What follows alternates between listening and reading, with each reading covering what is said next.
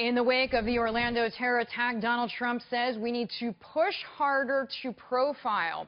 Mainstream media, just interpreting the term differently. With me now from Milwaukee County, Sheriff David Clarke. Welcome back, Sheriff. Glad you're here. What is the difference between profiling, which all police forces do around the world, and racial profiling? Well, it's the difference between night and day. Look, there's a reason why I shave my head once a week. It's so I don't have to pull my hair out listening to these kooky ideas from the left about how to fight terror. Donald Trump is right on this. Not only is he right, he's talking responsibly. And if Mrs. Bill Clinton is saying she would follow the Obama course and prohibit federal law enforcement agencies from using these tools that are court-tested. If anybody wants to know, look up Virginia versus Moore or Wren versus the United States. The Supreme Court has already opined on this, and they have said you cannot use race or religion or national origin as one factor, but you can use those taken together to conduct criminal investigations. I'll give you an example. Terror profiling, because that's what Mr. Trump is talking about. Muslim, male, pledging allegiance to Islamic State. Those are just three, but taken together. You can't take... So, Sheriff, wait, I want to stop you there, because unfortunately, if it's all those three things, probably there's no problem whatsoever, even in the mind of the most liberal or progressive, quote-unquote, person out there. I disagree with that. Really? Okay, it's the first two, I think. Well, here's why. Here's why, Deirdre, because the left has turned this into a pejorative. They throw out racial profiling when nobody's even talking about that. And because they've turned this thing into a pejorative, look, the government engages in profiling with a number of activities. Look at the census. I'll read right from the census form.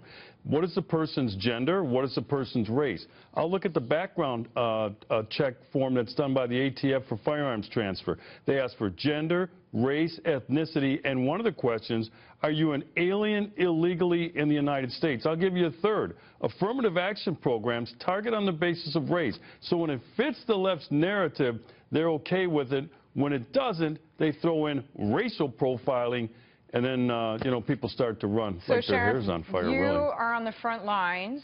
Former New York City Mayor Rudy Giuliani, who obviously helped New York City through 9/11, told us this earlier. We always profile. When I was police commissioner involved in police work, assistant U.S. attorney, you call me up, you tell me a 6'2" white man with blonde hair and blue eyes was the killer.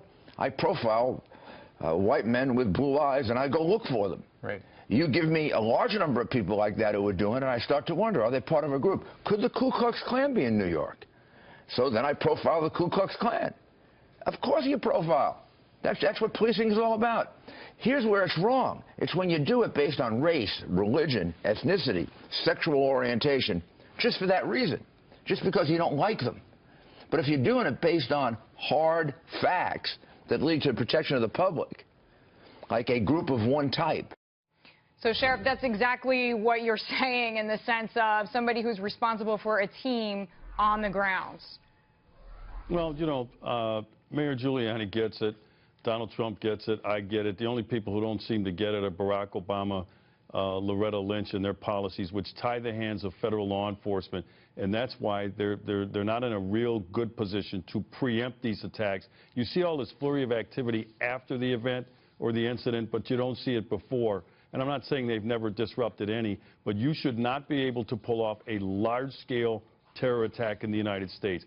The guy that goes out and, like in Philadelphia, where he shoots into a police officer's car, that's a very difficult thing to try to disrupt. When a guy takes weeks and he's out and he has to do a lot of things that should set off red flags, and you can't stop that, then I say we have a real problem with our ability to create or develop, I should say, warnings intelligence. And one of the reasons is that the FBI and some of the other federal agencies, including local law enforcement, have their hands tied. Look, you have to surveil mosques. Not all mosques, but you cannot just, because of sensitivity, say, well, we're not going there, or we're not going to send informants in.